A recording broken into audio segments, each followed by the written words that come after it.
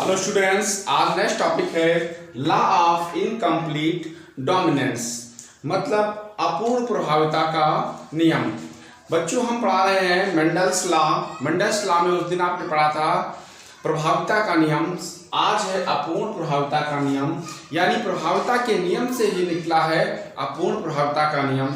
Coherence ने क्या किया था, प्रभाविता के नियम को संशोधित करके इसका नाम अपूर्ण प्रभाविता का नियम रखा।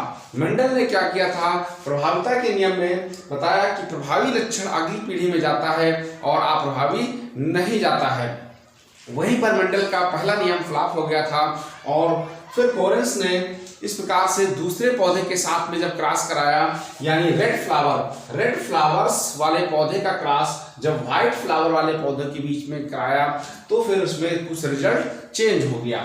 यानी रेड फ्लावर क्या है, प्रभावी लक्षण है कैपिटल आर, और व्हाइट फ्लावर क्या है, अप्रभावी लक्षण यानी रेसेसिव कैरेक्टर्स होते हैं। तो इसमें क्या हुआ कि जब दोनों के बीच में क्रॉस कराया गया तो F1 जनरेशन में यहाँ पर देखिए पिंक कलर के फ्लावर प्राप्त हुए, पिंक यानी गुलाबी रंग के पुष्प प्राप्त हुए। मेंडल ने क्या कहा था कि जो रेड फ्लावर्स वही आते हैं F1 जनरेशन में। मेंडल ने इस पिंक को रेड ही मान लिया था और बताया कि यही प्रभावी लक्षण है, इनको रेड ही माना था। जैसे कि उन्होंने प्रभाविता के नियम में और बताया था कि जब शुद्ध लंबे पौधे का क्रॉस बौने पौधे से कराते हैं तो F1 जनरेशन में क्या था, लंबे पौधे थे। लेकिन वैसे इसमें क्या था, उनके अनुसार ये रेड फ्लावर होने चाहिए। मेंडल ने ये बताया कि ये रेड फ्लावर है, लेकिन कोरेंस ने कहा कि ये पिंक है। वैसे भी जब आप रेड और व्हाइट को जब मिक्स करेंगे तो पिंक ही बनता है। तो यहाँ पर F1 जनरेशन में क्या हुआ कि पिंक कलर के फ्लावर प्राप्त हुए। यहाँ पर जीन्स दो जोड़ी जीन्स हैं, वन पेयर ये है, वन पेयर ये है, यानी कैपिटल आर के साथ में स्मॉल आर भी छिपा हुआ है। यानी प्रभावी लक्षण के साथ में अप्रभावी भी आ जाता है। इसमें होता क्या है कि जो रेड कलर का फ्लावर है ये व्हाइट के ऊपर अपना पूर्ण रूप से प्रभाव नहीं डाल पाता है। अगर पूर्ण रूप से डाल लेता तो यहाँ पर पिंक के बजाय रेड होते, लेकिन ये रेड इस व्हाइट के ऊपर पूर्ण रूप से अपना प्रभाव नहीं डाल पाया, इसलिए ये क्या हुए, पिंक कलर के फ्लावर प्राप्त हुए। और ये क्या है, F1 जनरेशन में ये कंडीशन यहाँ पर बनती है। अब F2 जनरेशन में क्या होगा, F2 जनरेशन ये है, यहाँ पर है F2 जनरेशन में 4 प्रकार के गैमेट बने। यानी यहीं से क्रॉस हम करेंगे इस कैपिटल आर से, तो कैपिटल आर हो गया, फिर कैपिटल आर स्मॉल आर ये हो गया, फिर स्मॉल आर कैपिटल आर ये हो गया, और फिर स्मॉल आर। तो इस प्रकार से ये 4 जोड़ी गैमेट्स यानी 4 जोड़ी जीन्स आपको प्राप्त हुए। अब सॉर्टिंग करेंगे, निकालेंगे रिजल्ट। कैपिटल आर है तो क्या होगा, रेड फ्लावर, हमने लिख दिया यहाँ पर रेड है। और कैपिटल आर स्मॉल आर है तो क्या होगा, पिंक है, यहाँ पर पिंक है, यहां से लेंगे। और स्मॉल आर है तो व्हाइट कलर का फ्लावर है, ये इसको हम यहां से चेक करेंगे। तो इस प्रकार से हम इन जो फ्लावर्स हैं उनको सॉर्टिंग कर लेंगे और फिनोटाइप और जीनोटाइप भी निकालेंगे। तो यहाँ पर देखिए अगर 4 है तो इसमें से परसेंटेज निकालेंगे तो 25% रेड है और 50% पिंक है और 25% जो है व्हाइट कलर के फ्लावर प्राप्त हुए। जब हम इसका रिजल्ट निकालेंगे तो क्या होगा, फिनोटाइप जीनोटाइप। ये फिनोटाइप मींस बाह्य रूप से दिखाई देने वाले लक्षण जो दृश्य रूप होते हैं जिनको हम फिनोटाइप कहते हैं। जैसे रेड कितना है, 1, यहाँ पर 1 लिख दिया। पिंक कितने हैं, 2, तो 2 लिख दिया। व्हाइट कितने हैं, 1 है, तो यहाँ पर 1। फिनोटाइप क्या है, 1:2:1, यानी 1:2:1। अब जीनोटाइप में जो जीन रूप होगा जो अंदर से दिखाई देंगे उनके जीन्स को हम चेक करेंगे। जैसे कैपिटल आर है, कितना है, 1 लिख दिया। कैपिटल आर स्मॉल आर कितने हैं, 2, तो यहाँ पर 2 हो गया। और स्मॉल आर 1 है तो फिर 1 हो गया। यानी फिनोटाइप और जीनोटाइप इसका सेम होगा, यानी इसका जो रिजल्ट आएगा फिनोटाइप जीनोटाइप वो सेम होगा। तो इस प्रकार से ये रिसर्च जो है क्या हुआ कि कोरेंस के द्वारा की गई और इस पर गुलाबास पर मिराबिलिस जलापा जो पौधा है उस पर किया गया। तो ये था इनकम्प्लीट डोमिनेंस। अगला है लॉ ऑफ सेग्रीगेशन, युग्मकों की शुद्धता का नियम या पृथक्करण का नियम।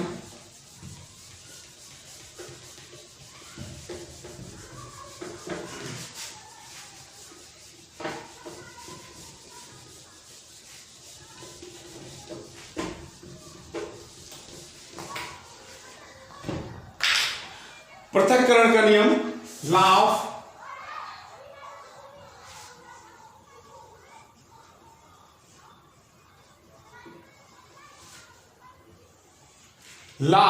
सेग्रीगेशन, यानी पृथक्करण का नियम। मेंडल का जो अगला नियम है वो क्या है? पृथक्करण का नियम। ये भी क्या है? मोनोहाइब्रिड है।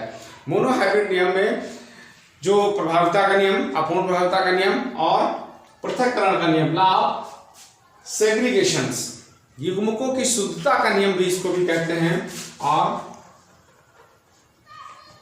Law of purity, law of purity of gametes, यानी युग्मकों की शुद्धता का नियम कहते हैं। इसमें क्या होते हैं? मेंडल ने बताया कि जो भी युग्मक हैं उनको हम मिक्स कर दें, जो बौने हैं, लंबे हैं, झुर्रीदार बीज हैं या पीले बीज हैं, जितने बीजों को हम मिक्स करके खेतों में बो देंगे तो वो क्या होंगे? सदैव अलग अलग बने रहेंगे। यानी जैसे कहावत है, दूध का दूध, पानी का पानी। तो कितने भी लक्षणों को एक साथ मिक्स करके खेतों में बो दिया गया मटर के पौधों को, तो वो क्या होगा? हमेशा सदैव शुद्ध बने रहेंगे और अलग अलग रहेंगे, यानी मिक्सिंग उसमें नहीं होगी। तो जैसे क्या है, सपोज करिए बुरी संगत वाले बच्चे के साथ में किसी अच्छे संगत वाले बच्चे को डाल दिया जाता है जो कोई नशा और कोई धूम्रपान नहीं करता है, तो वो उसकी आदत अगर नहीं बदलती है, यानी जो नॉनवेज नहीं खाता है या जो नशा नहीं करता है, वो व्यक्ति अगर ऐसे व्यक्तियों के साथ में रहता है जो ये सब करते हैं, तो क्या हुआ? और उसके ऊपर कोई प्रभाव नहीं पड़ता है, वो हमेशा यानी कई वर्षों तक वो सेम कंडीशन में बना रहता है, यानी उसके ऊपर कोई प्रभाव नहीं पड़ता है, कोई धूम्रपान नहीं करता है, तो वो क्या है? शुद्ध बना रहेगा। और इसी को बोलेंगे वो क्या है? पृथक्करण का नियम इसी के अंतर्गत आएगा, यानी वो हमेशा के लिए शुद्ध बना रहेगा और उसके अंदर कोई इम्प्योरिटीज या कोई बुरी संगत का असर नहीं पड़ेगा। तो मेंडल ने इसमें यही बताया कि जितने भी गैमेट्स हैं, जितने भी प्रकार के बीजों को हम एक साथ में अगर बो देंगे खेतों में, वो हमेशा अलग अलग ही रहेंगे, शुद्ध बने रहेंगे, मिक्सिंग उसमें नहीं होगी। इसको युग्मकों की शुद्धता का नियम या पृथक्करण का नियम या विलगन, युग्मकों की विलगन का नियम भी इसको कहते हैं। तो इस प्रकार से इसमें क्या होता है, आप कैसे चेक करेंगे? इसमें क्या होता है कि F1 जनरेशन का क्रॉस उसके पेरेंट्स से करेंगे, यानी जो बच्चे हैं उनके पेरेंट्स से क्रॉस करेंगे, तभी तो मालूम होगा कि ये शुद्ध है कि अशुद्ध है। यानी लॉ ऑफ इम्प्योरिटी को चेक करने के लिए कैसे हम क्रॉस करेंगे? उसके पेरेंट्स से करेंगे, यानी बैक क्रॉस कराएंगे। तो बैक क्रॉस में क्या होगा? उसके पेरेंट्स से हम कराएंगे। जैसे कोई बच्चा है वो खो जाता है कहीं पर, या किसी की जान पहचान नहीं है, या अपनी पहचान को बताना चाहता है कि हम इनके फादर हैं या इनके लड़के हैं, तो क्या होगा? उसके डीएनए चेक करते हैं, उसके फादर्स के डीएनए से मिलाते हैं। तो उसी प्रकार से इसमें क्या होता है कि पेरेंट्स कोशिकाओं से उसका क्रॉस कराएंगे। तो इसमें क्या होगा? F1 जनरेशन क्या होते हैं? डाटा होते हैं, और F1 जनरेशन का क्रॉस कराएंगे पेरेंट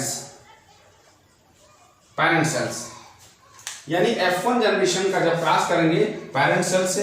अब ये पेरेंट सेल्स कैसे होंगे?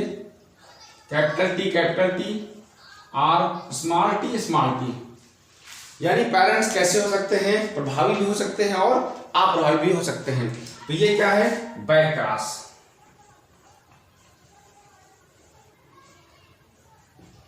ये है बैक क्रॉस, यानी बैक क्रॉस हम कब करेंगे?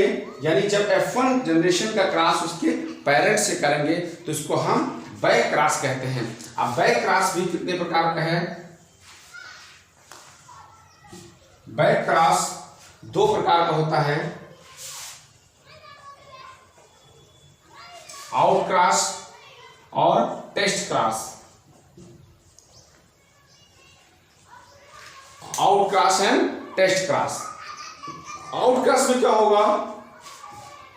जब F1 जनरेशन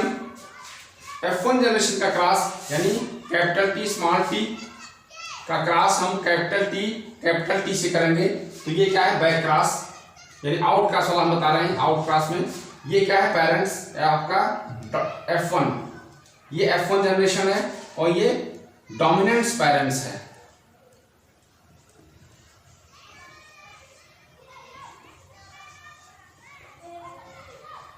ये डोमिनेंस पेरेंट्स हैं। यानी जब F1 पीढ़ी का क्रॉस उसके डोमिनेंट पेरेंट से करते हैं तो इसको हम क्या कहते हैं, आउट क्रॉस कहते हैं। क्या बोलेंगे, आउट क्रॉस। अब F1 पीढ़ी से करा रहे हैं तो F1 तो बन चुकी, F1 से हम करा ही रहे हैं तो क्या बनेगी, F2 पीढ़ी। यहां पर क्या बनेगी, F2। क्या होगा, F2 जनरेशन। यहीं से करा देंगे कैपिटल टी और कैपिटल टी, फिर कैपिटल टी। अब स्मॉल टी का कराएंगे, स्मॉल टी कैपिटल टी, यानी लेकिन टी कैपिटल टी पहले लिखेंगे और फिर स्मॉल टी कैपिटल टी, यानी ये कंडीशन बनेगी। यानी ये आउट क्रॉस है, यानी जो पेरेंट्स का क्रॉस मैंने कराया था F1 जनरेशन से, वो पेरेंट्स कैसा था, डोमिनेंस पेरेंट था। यानी जब बच्चे का क्रॉस उसके प्रभावी पेरेंट से करते हैं तो इसको हम आउट क्रॉस कहते हैं। तो ये क्या है, ये डोमिनेंस, ये डोमिनेंस और ये दोनों क्या हैं, ये भी डोमिनेंस हैं लेकिन वो हेट्रोजाइगस हैं। ये कंडीशन कैसी है, हेट्रोजाइगस। इसमें क्या है, सभी डोमिनेंस हैं। अब इसका रिजल्ट क्या होगा, फिनोटाइप।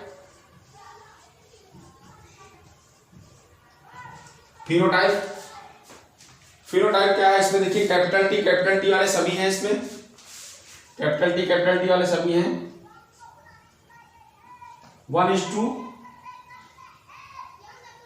1:1 मतलब आधे आधे, यानी बराबर है, ठीक है। तो इस प्रकार से हम इसको, और जीनोटाइप क्या होगा, 2:2, यानी 2:2। ये आपका क्या हो गया, जीनोटाइप। यानी कैपिटल टी वाले कितने हैं, यानी 2 हैं, और कैपिटल टी स्मॉल टी वाले भी 2 हैं। इस प्रकार से इसका हम फिनोटाइप और जीनोटाइप निकाल लेते हैं। तो ये क्या था, फिनोटाइप में यानी बराबर है, यानी जितने आपके ये हैं उतने ये भी हैं। तो 1:1 कर सकते हैं या 4:0 कर सकते हैं यहाँ पर। तो इस प्रकार से ये क्या है, आउट क्रॉस। अब यहाँ पर क्या होगा, टेस्ट क्रॉस। अगला हम आपको बता रहे हैं टेस्ट क्रॉस।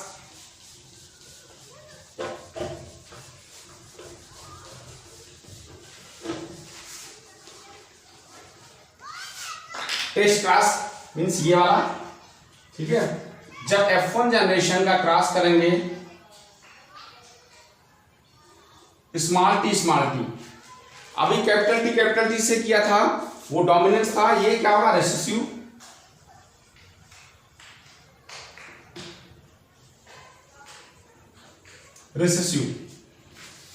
ये तो F1 है। F1 जनरेशन में क्या होगा, यहां पर कैपिटल टी स्मॉल टी, ये आपका F1 है। और इधर क्या लिखेंगे,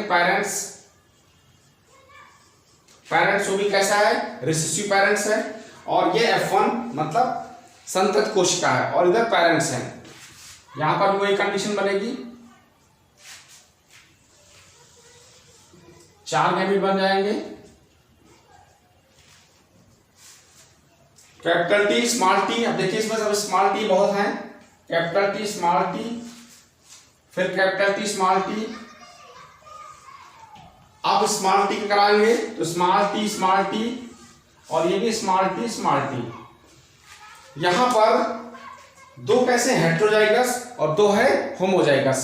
होमोजाइगस मतलब समयुग्मजीव, यानी दोनों स्मॉल हैं तो क्या हुआ, होमोजाइगस। एक कैपिटल एक स्मॉल है तो हेट्रोजाइगस। तो यहां पर क्या होगा, रेशियो निकालिए, फिनोटाइप।